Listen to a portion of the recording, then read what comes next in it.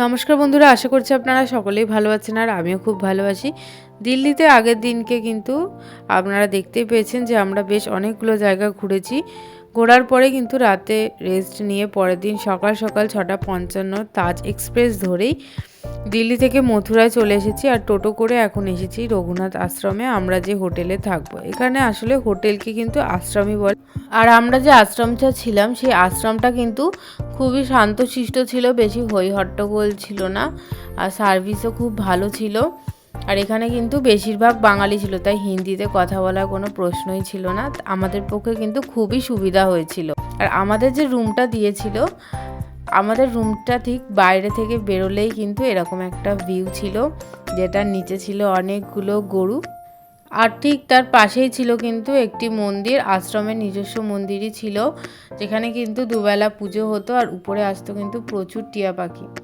তো চলুন, এবার একটু রেডি হয়ে গেছি আগ্রার তাজমহল দেখার উদ্দেশ্যে। আমরা এর জন্য আগে থেকে কিন্তু কোনো গাড়ি বুক করিনি। আশ্রমের বাইরে বেরিয়ে কিন্তু অনেকগুলো টাটা সুমো ছিল, সেইখান থেকে একটি টাটা সুমো বুক করে নিয়েছিলাম আগ্রা যাওয়ার জন্য। তো আগ্রায় তো পৌঁছে গেছিলাম। পৌঁছানোর পর এরকম শু কভার কিনে নিয়েছিলাম। তাজমহলের ভেতরে আসলে জুতো পরে অ্যালাউ ছিল না, আর আমাদের অনলাইনে টিকিট কেটে নিয়েছিলাম। তাজমহলের ভেতরে কিন্তু ঢোকার পর মেয়েদের এবং ছেলেদের সম্পূর্ণ আলাদাভাবে চেক করা হয়, যেমন প্রতিটি জায়গায় হয়ে থাকে সেরকমই মেয়েদের চেক করার পরে কিন্তু আমি যেহেতু একটি ব্যাগ নিয়েছিলাম, তাই সেই ব্যাগটাও আলাদা করে চেক করা হয়েছিল। তাজমহলের ভেতরে কিন্তু কোনো প্লাস্টিক জাতীয় জিনিস, খাবার কোনো কিছুই অ্যালাউ করে না। তো চলুন তাজমহলের ভিতরে যাওয়া যাক। তাজমহলের ভেতরে ঢোকার পরেই সবাই কিন্তু এরকম সামনে ফটো তুলছিল, তাই আমরাও খানিকটা ফটো তুলে নিয়েছি। আর দেখুন এই ফরেনার যে আছেন, উনি কীরমভাবে কত সুন্দর পোজ দিয়ে ফটো তুলছিল, বেশ দেখতেও ভালো লাগছিল। কিন্তু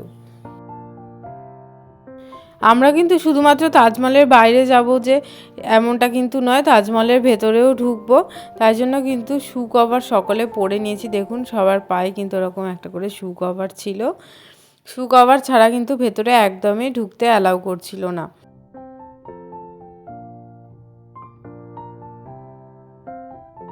তাজমহল ও যমুনা নদী দেখার পরে কিন্তু শু কভারগুলো ঠিক এইভাবে একটা বক্স ছিল, সেখানে ফেলে দিতে হয়েছিল। তাজমহল দেখার পরেই কিন্তু বেরিয়ে পড়েছিলাম প্রেম মন্দির দেখার উদ্দেশ্যে। আমরা যেহেতু শনিবার দিন গেছিলাম, তাই ভিড় একটু বেশিই ছিল। আর ড্রাইভার দাদা বলেছিলেন যে 8:30 অবধি আজকে একটু খোলা থাকতেই পারে, অন্যদিন 8টার সময় বন্ধ হয়ে যায়। তাই সেই অনুযায়ী বেশ তাড়াতাড়ি আমরা কিন্তু পৌঁছে গেছিলাম প্রেম মন্দিরে। প্রেম মন্দিরে কিন্তু বাইরেটাও যতটা সুন্দর, ভেতরটাও কিন্তু ততটাই সুন্দর। আমি কোনো ভিডিও ক্লিপ নিতে পারিনি, কারণ বেশ ভিড় ছিল সেই কারণেই।